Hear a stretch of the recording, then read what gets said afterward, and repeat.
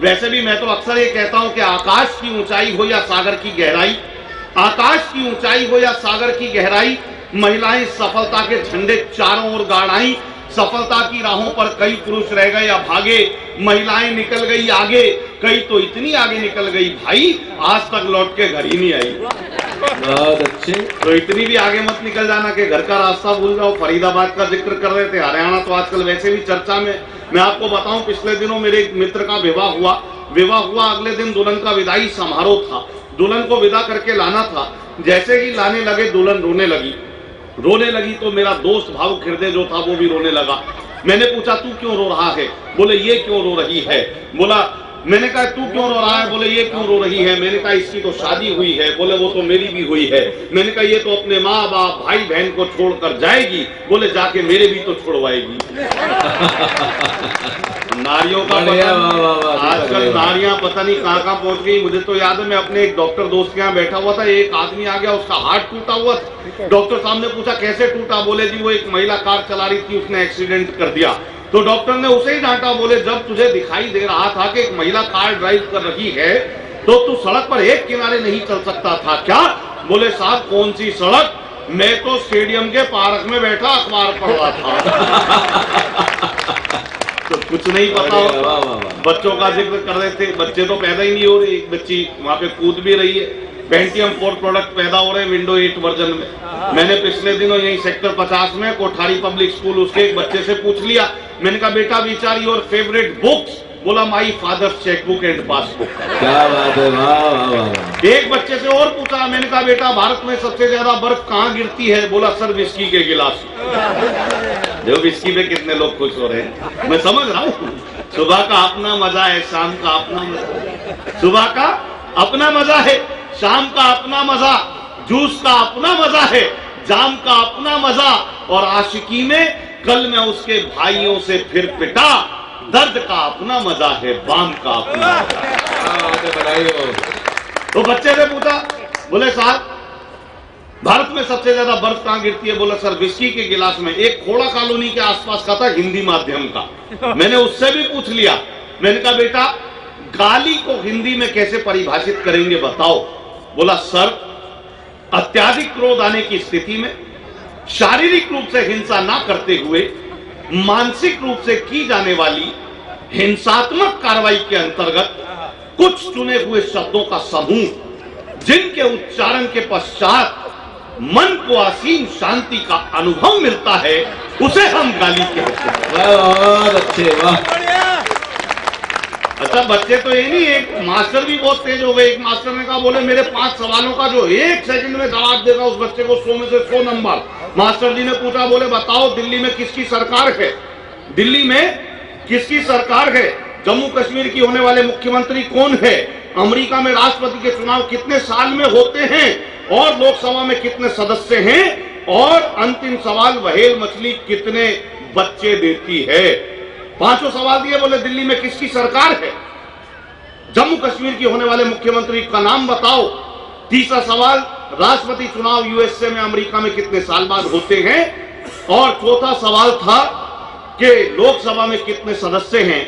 और 5वां सवाल, व्हेल मछली कितने अंडे देती है? बच्चा नोएडा के आसपास का रहा होगा, उसने एक सांस में 100 में से 100 नंबर प्राप्त किए और जवाब ये दिया, बोले मास्टर जी आपकी महबूबा 4 साल में 545 बच्चे देती है। बहुत अच्छे। जवाब पहुंचा हो तो बताना, बच्चे ऐसी हो रहे। लेकिन आइए, माहौल हो गया है आपसे जुड़ने का, आप तक पहुंचता हूं। बड़ा अच्छा भाई साहब आनंद ले रहे हैं। अच्छा मैं बताऊं, आदमी नोएडा में रहे, फरीदाबाद में रहे या दिल्ली में रहे, उसकी मानसिकता भारतीय ही रहती है। अभी पिछले दिनों आया था मैं, सेक्टर 52 में मेरे दोस्त रहते हैं साथ। मैं अभी पिछले दिनों उनके घर पहुंचा तो भोजन कर रहे थे। मुझे कहने लगे, बोले ठीक समय पे आए, आओ तुम भी भोजन ग्रहण करो। मैं खाना खाने बैठ गया। जैसे ही खाना खाकर उठने लगा तो मुझसे कहने लगे, बोले भैया 1 रोटी और लो, 1 रोटी और लो। मैंने कहा भाई साहब पहले ही 6 खा चुका हूं। बोले नहीं खाई तो तुमने 8 है, पर गिन कौन रहा है? यहाँ पे सब कैलकुलेटिव मामले पर। आइए मैं नारी शक्ति से ही बात शुरू करता हूँ और बहुत सारे मामले अभी आपको तमाम रंग यहाँ मिलेंगे। मैं अपनी वानगी देने की कोशिश करता हूँ कि करवा चौथ के दिन अपनी पत्नी का मन रखने के लिए मैंने भी व्रत रखा करवा चौथ के दिन अपनी पत्नी का मन रखने के लिए मैंने भी व्रत रखा। सुबह से ना पानी पिया, ना खाने में कुछ चखा। शाम को जब घर आया, पत्नी से फरमाया, बता डार्लिंग ऐसा क्या करूं कि तेरी जिंदगी में ऐश हो जाए। पत्नी मुस्कुराते हुए बोली, कुछ ऐसा कर दो तुम्हारी जीवन बीमा पॉलिसी कैश हो जाए।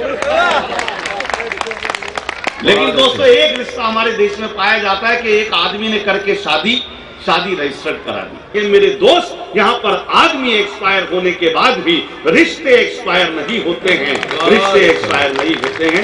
इस बीच हमारे भी डॉक्टर सरिता शर्मा पधार चुकी है। मैं चाहता हूँ सीधा मंच पर आ जाए और विजय किशोर मानव जी के साथ आप विराजमान हुए। एक बार जोर सरिता जी को सुनना आज आपके लिए बहुत महत्वपूर्ण रहा। पर आइए मैं वहीं से कड़ी शुरू करता हूं, रिश्तों की बात की। साथ हमें करना क्या था, हम करने क्या लगे। हमारी सोच में परिवर्तन आने लगा। परिवर्तन किस लिए आने लगा? क्योंकि हमें करना क्या था और हमने किया क्या। हमें लोगों से रिश्ता बनाना था और चीजों को इस्तेमाल करना था, लेकिन हम करने क्या लगे, हम लोगों को इस्तेमाल करने लगे और चीजों से रिश्ता बनाने लगे। इसलिए हमारी सोच में परिवर्तन आया। लेकिन आइए आपको हास्य की धारा से फिर जोड़ता हूं कि मैं कवि सम्मेलन में जाने को हो रहा था तैयार। मेरी पत्नी को जाना था बाजार। सकुचाती शर्माती मुझसे बोली, मुझे छोड़ दोगे क्या। सकुचाती शर्माती मुझसे बोली, मुझे छोड़ दोगे क्या।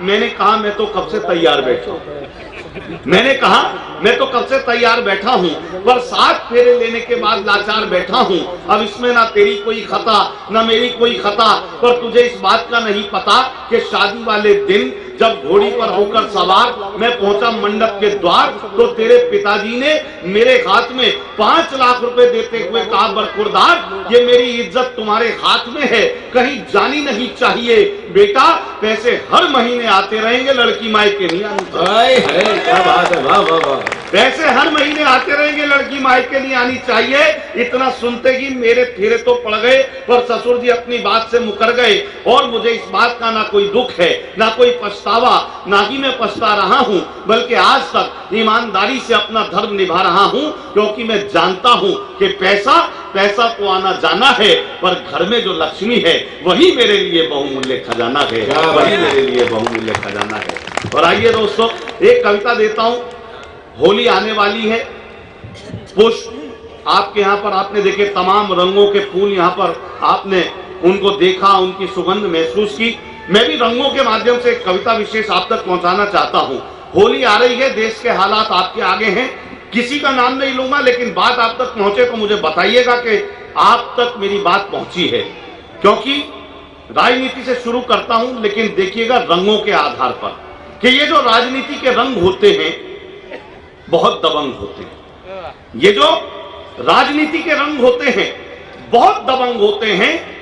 यूं तो बदरंग होते हैं, पर हकीकत में नंग होते हैं।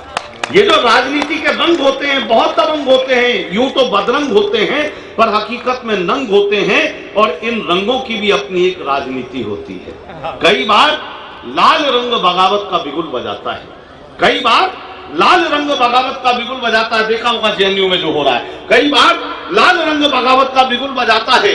हरा रंग मौन धारण कर जाता है, नीला रंग अहंकारी हो जाता है, और केसरिया रंग आस्थाओं के नाम पर व्यापारी हो जाता है।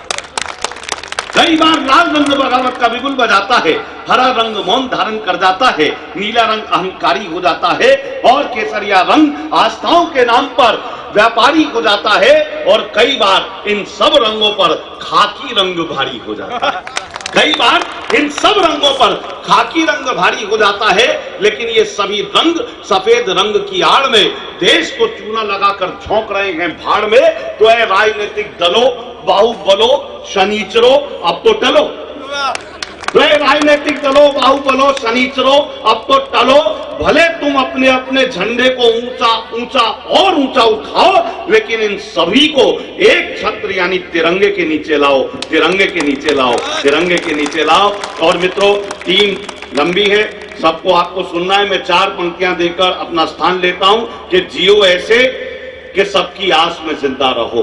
क्या बात है, जियो ऐसे कि सबकी आस में जिंदा रहो, मरो ऐसे कि तुम इतिहास में जिंदा।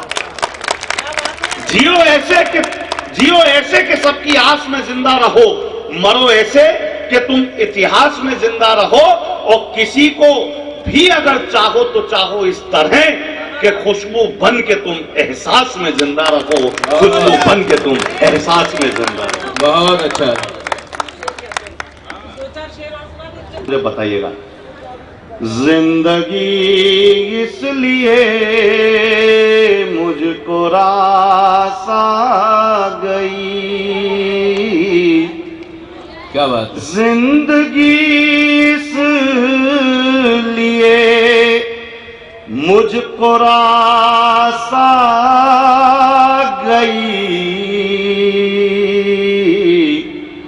ख्वाब में जो परी थी वो पास आ गई। क्या बात है। छू लिया एक लहर ने मुझे इस तरह, छू लिया एक लहर ने मुझे इस तरह, खारे सागर में जैसे मिठास आ गई। अच्छा, वाह वाह वाह दीपक, वाह वाह। चलिए 4 शेर और पढ़ता हूं, आनंद आ रहा है, बहुत शानदार बेटा। आइए मैं 4 मिसरे और देके स्थान लेता हूं। पढ़ता नहीं हूं, बड़े बड़े गजलकार, बड़े बड़े गीतकार, आदरणीय डॉक्टर सरिता शर्मा, आलोक जी, विजय किशोर मानव जी, गलीन भाई, ये तमाम लोग इस विधा के लोग हैं, पर मैं कोशिश करता हूं बात पहुंचे अच्छे लोगों में। तो सुनिएगा, बहुत सारे मित्र बैठे हैं, अशोक जी भाई हमारे, सुनिएगा। जरा भर मुलाकात हो जाए बस, कि उनसे मेरी बात हो जाए बस। मोहब्बत का सहरा सुकून पाएगा अगर थोड़ी बरसात हो जाए बस, जरा भर मुलाकात हो जाए बस। 3 शेर और। उजाले, इतनी सारी हेलोजन साहब और मैं दीपक, लेकिन शेर गौर फरमाए। उजाले चुभनते लगेंगे मुझे, उजाले चुभन दे लगेंगे मुझे, खुदा जल्द से रात हो जाए बस। क्या बात है, अच्छा है दीपक भाई। ये पेड़ों की पौधों की दुनिया में साहब, वहां से एक शेर देता हूं, पूरी जिंदगी का फलसफा। ये बूढ़े शजर की, जिन मित्रों को शजर का अर्थ नहीं पता उनको बता दूं, पेड़ को कहा जाता है। ये बूढ़े शजर की तमन्ना रही, मानो जी, ये बूढ़े शजर की तमन्ना रही, हरा मेरा एक पात हो जाए बस। और अंतिम महिलाओं से शुरू किया था, वहीं पर जाकर विराम देता हूं अंतिम शेर।